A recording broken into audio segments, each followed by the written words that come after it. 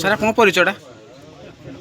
ମୁଁ ହେଉଛି ଜିଲ୍ଲା ଓଡ଼ିଆ ସମାଜର ଉପସଭାପତି। ନାଁ ହେଉଛି ପ୍ରଫୁଲ୍ଲ ଚନ୍ଦ୍ର ସାହୁ। ଆଜ୍ଞା, ଯେଉଁ ସରକାର ସ୍ତରୀୟ ଯେଉଁ ସମିତି ବୈଠକ ହୋଇଥିଲା, କ'ଣ ୟା ପରେ ସମୀକ୍ଷା ବୈଠକ କ'ଣ ଆଲୋଚନା ମୁଖ୍ୟତଃ କଲେ?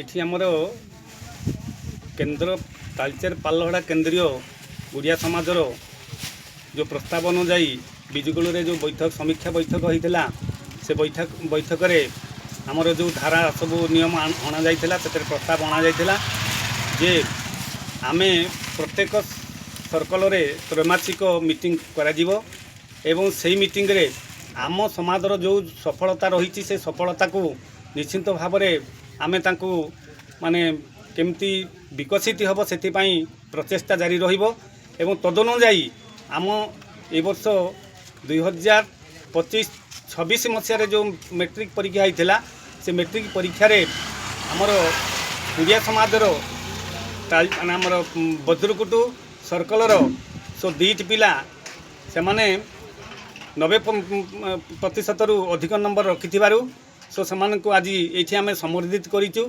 ଯାହାଦ୍ୱାରା କି ଅନ୍ୟ ପିଲାମାନେ ମଧ୍ୟ ପ୍ରୋତ୍ସାହିତ ହେବେ ଏବଂ ଆମ ସମାଜର ପିଲାମାନେ କିପରି ଉପରକୁ ଯାଇ ସେମାନେ ଆମର ରାଜ୍ୟ ସ୍ତରରେ, ଜିଲ୍ଲା ସ୍ତରରେ ଏବଂ ଆନ୍ତର୍ଜାତିକ ସ୍ତରରେ ନାଁ ରଖିବେ। ସେଥିପାଇଁ ଏହି ପ୍ରକାର ପରିକଳ୍ପନା ଆମେ ରଖିଛୁ ଏବଂ ଏଇଟା ହେଉଛି ଆମର ସିଦ୍ଧାନ୍ତ ଏବଂ ସମସ୍ତଙ୍କର ସମର୍ଥନ କ୍ରମେ ଏସବୁ କାର୍ଯ୍ୟକ୍ରମ କରାଯାଇଛି।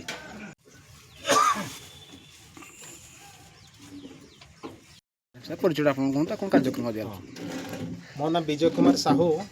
ମୁଁ ଆମ ଗୁଡ଼ିଆ ସମାଜ ବିଜୁଗୁଳ ସର୍କଲର ପ୍ରେସିଡେଣ୍ଟ ଏବଂ ଆମର ଏ ଯେଉଁ ତାଳଚେର ପାଲଲହଡ଼ା କେନ୍ଦ୍ର ଗୁଡ଼ିଆ ସମାଜର ଏ ଯେଉଁ ବୈଠକ ଆଜି ଏଠି ଅନୁଷ୍ଠିତ ହୋଇଥିଲା, ପୂର୍ବର ନିଷ୍ପତ୍ତି ଅନୁସାରେ ଆମର ପ୍ରତି 3 ମାସରେ ପ୍ରତ୍ୟେକ ସର୍କଲରେ ଗୋଟିଏ ସମୀକ୍ଷା ବୈଠକ ଅନୁଷ୍ଠିତ ହେବ। ସେହି ଅନୁସାରେ ଆଜି ଆମର ଏଇଟା ପ୍ରଥମ ସମୀକ୍ଷା ବୈଠକ କୁଲେଇ ସର୍କଲରେ ଅନୁଷ୍ଠିତ ହୋଇଛି। ଆଉ ଆମର ଏ ଯେଉଁ ଆମ ଗୁଡ଼ିଆ ସମାଜ ଅନ୍ୟ ସମାଜ ଠାରୁ ଟିକେ ନିଆରା। କଥାରେ ଅଛି ଗାଧୁଆ ବ୍ରାହ୍ମଣ ଅଗାଧୁଆ ଗୁଡ଼ିଆ। ତେଣୁ ଆମ ଏଇ ଯେଉଁ ସମାଜର ନୀତି ନିୟମକୁ ବଜାୟ ରଖିବା ପାଇଁ ଆମର ପ୍ରତି 3 ମାସରେ ଆମେ ଏମିତି ଗୋଟିଏ ସଭା ଅନୁଷ୍ଠିତ କରିବାକୁ ଯୋଜନା କରିଛୁ।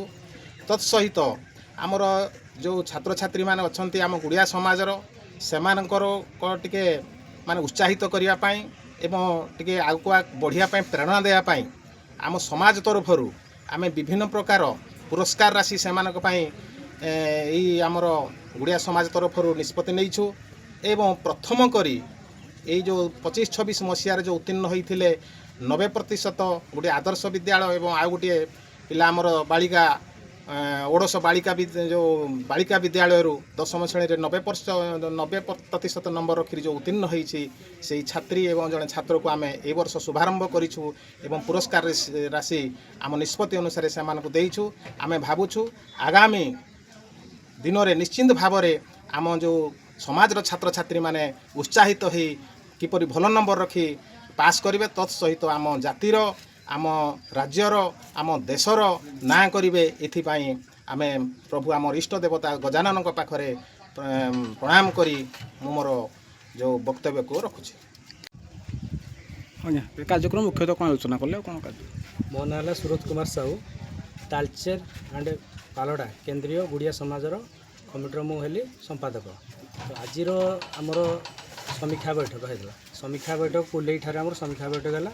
ସେଥିରେ ଆମର 10ମ ଶ୍ରେଣୀ କୃତି ଛାତ୍ରଛାତ୍ରୀମାନଙ୍କୁ ଆମେ ଏଠି ସମ୍ବର୍ଦ୍ଧନା କଲୁ, ଯାହାଦ୍ୱାରା କି ଆମର ଆଦର୍ଶରୁ ଗୋଟିଏ ପିଲାଟି ଆମର ସେ 90%ରୁ ଅଧିକା ମାର୍କ ରଖିଛି, ତାକୁ ପୁରସ୍କୃତ କଲୁ। ଆମର ଓଡ଼ଶ ବାଳିକା ଉଚ୍ଚ ବିଦ୍ୟାଳୟରୁ ସେ ଝିଅଟିକି ଆମେ ବି ପୁରସ୍କୃତ କଲୁ। ତ ଆମର ଏଇଟା ପ୍ରଥମ ପ୍ରୟାସ। ତ ଆଗାମୀ ଦିନେ ଯେଉଁ କୃତି ଛାତ୍ରଛାତ୍ରୀମାନେ ଆଗକୁ ବଢ଼ିବେ ତାଙ୍କୁ ଆମେ ପ୍ରୋତ୍ସାହନ ରାଶି ସହ ଏବଂ ମାନପତ୍ର ସହ ଆମେ ତାକୁ ସମ୍ବର୍ଦ୍ଧନା କଲୁ। ଭିତରେ ଅଗ୍ରପୂଜ୍ୟ ଶ୍ରୀ ପ୍ରଭୁ ଶ୍ରୀ ଗଣନାଥ ସେଇ ଗଣେଶଙ୍କର ପ୍ରିୟ ଲଡ଼ୁ ଆଉ ମୋଦକ ଆମେ ତିଆରି କରି ମାଧ୍ୟମରେ ଯେତେବେଳେ ଆମେ ଗୋଲେ କରିକି ତିଆରି କରୁଛେ, ତେଣୁ ସେ ଲଡ଼ୁ ଆମକୁ ଶିକ୍ଷା ଦେଉଛି ଯେ ସଂଗଠନ में शक्ति है। मर्यादा पुरुषोत्तम प्रभु श्री रामचंद्र राति सती माता सीता सानुज लक्ष्मण सहित वनगमन कले। आ वनगमन काल ଅନେକ କଷ୍ଟ ଆସିଥିଲା।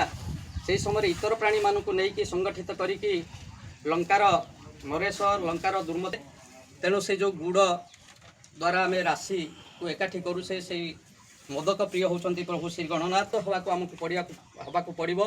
ତେଣୁ ପୌରାଣିକ ଦୃଷ୍ଟିକୋଣରୁ ଗଣେଶଙ୍କ ସହିତ ଆମର ଗଜା ମଗଜ ଲଡ଼ୁ